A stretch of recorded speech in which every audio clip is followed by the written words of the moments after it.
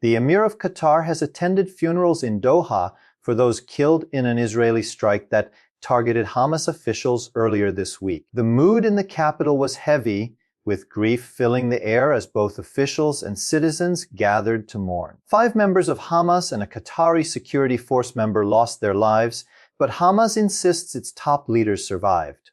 This strike came at a delicate moment, just as discussions were underway to assess a new ceasefire deal with Israel. For years, Qatar has hosted Hamas's political leadership in Doha, serving as a channel to encourage negotiations between the group and Israel. But the attack has not only shaken Qatar, it has drawn sharp international criticism. In response, Qatar announced that it will host an Arab-Islamic summit next Sunday and Monday to discuss the attack and possible next steps. To provide analysis on what this means, Emma Sobrier, director of the Prisma Initiative, a think tank focused on redefining security in the Middle East, was invited to share her perspective. She began by noting that the strong response we have seen from GCC neighbors and the Arab League is not merely symbolic. According to Sobrier, both groups condemned the strike as a violation of Qatari sovereignty, and perhaps more importantly, major powers like the UAE and Saudi Arabia issued powerful statements in support. The UAE's president even traveled to Doha to coordinate with Qatari leadership. These moves, she said, show that one thing is certain: there will be a collective response. Qatar, though cautious, has made it clear that, while it does not seek to pressure others into specific actions, the strike has opened the door for a broad regional conversation. The options on the table range from pulling sovereign funds from Israel or the United States to implementing economic sanctions. At the very least, Sobrier emphasized, this attack has accelerated the push for a regional security order more independent from U.S. guarantees. When asked about the Qatari Prime Minister's statement that Israeli Prime Minister Benjamin Netanyahu must be brought to justice, Sobrier highlighted that Qatar has already begun taking legal steps.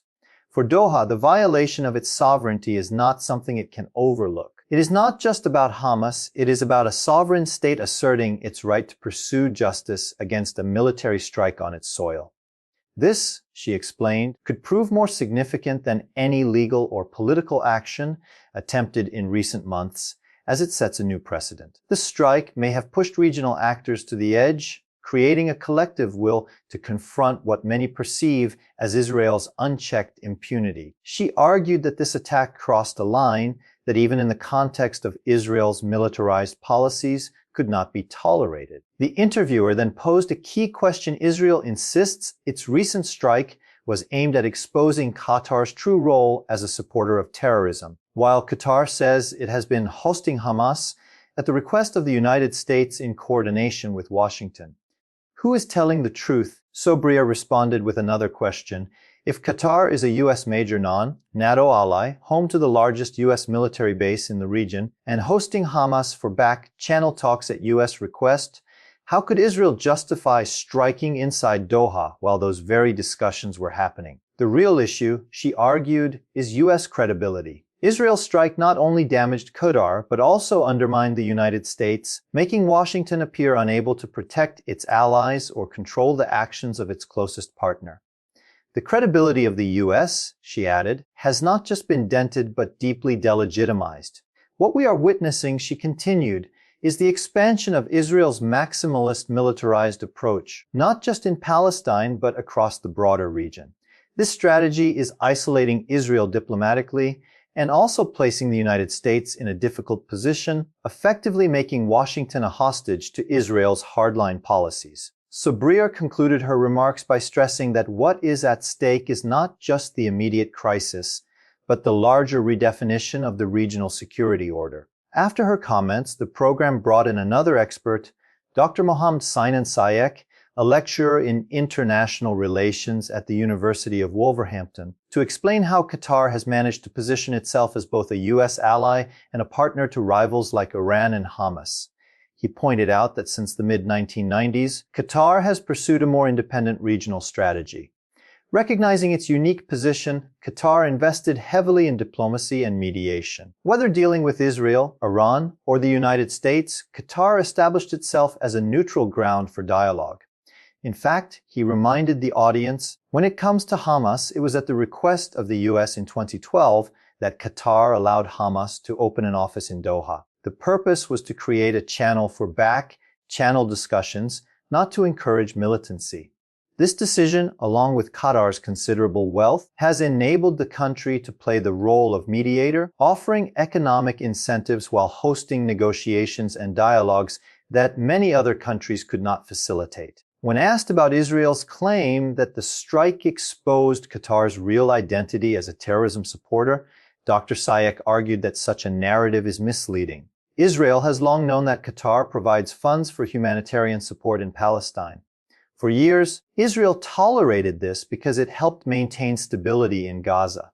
In fact, until the mid-2000s, Qatar and Israel maintained official relations. That relationship soared after Israeli offensives in Gaza, but the awareness of Qatari financial support never disappeared. Rather, Dr. Sayek suggested, Israel's latest accusation is part of a broader effort to expand its actions and dominance in the region rather than a sudden revelation about Qatar's role. The United States, he added, has also long been aware of Qatar's mediation role, which makes the Israeli narrative less convincing. The interviewer pressed further, asking if Qatar was not essentially propping up Hamas leadership by giving them safe haven in luxury while ordinary Palestinians suffer in Gaza.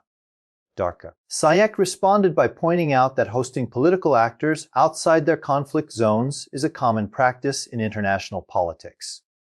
The Taliban, for example, were hosted in Qatar for negotiations, as were actors from other conflict zones worldwide. If not Doha, another country would likely host Hamas leaders. Qatar's role in hosting them, he reiterated, was not an act of support for terrorism, but a diplomatic move encouraged by Washington to keep lines of communication open. Hosting such actors does not negate the suffering of civilians, but is a standard practice in global politics aimed at facilitating negotiations. With these insights, the discussion closed, highlighting the complexities of Qatar's position in the Middle East. On the one hand, it is a small state surrounded by larger powers, but on the other, it has leveraged its wealth, diplomacy, and strategic partnerships to punch far above its weight in regional affairs. The Israeli strike in Doha, however, has created new questions not only about Qatar's future role, but also about the credibility of the United States, the future of Arab coordination, and Israel's increasingly aggressive strategy. What emerges is a story of overlapping narratives. Israel portrays Qatar as a hidden enabler of Hamas, while Qatar insists it is a mediator acting with U.S. blessing. The Arab world, led by states like Saudi Arabia and the UAE, has rallied around Qatar, framing the attack as a violation of sovereignty rather than a question of terrorism. Legal action may follow, economic pressure could be applied, and a new push for a regional security framework is underway. The stakes are high: regional order, U.S. credibility, and the balance of power in the Middle East are all being tested.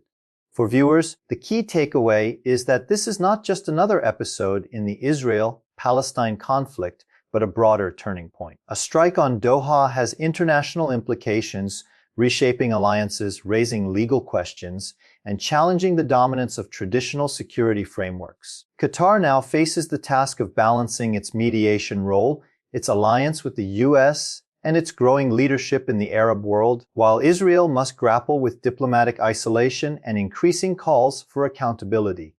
Meanwhile, the U.S. is left in a difficult position, forced to reconcile its ties with both Israel and Qatar while defending its credibility on the global stage. This moment could mark the beginning of a new chapter in Middle Eastern geopolitics, one in which smaller states like Qatar play outsized roles, regional alliances grow stronger, and global powers find themselves adjusting to a shifting order.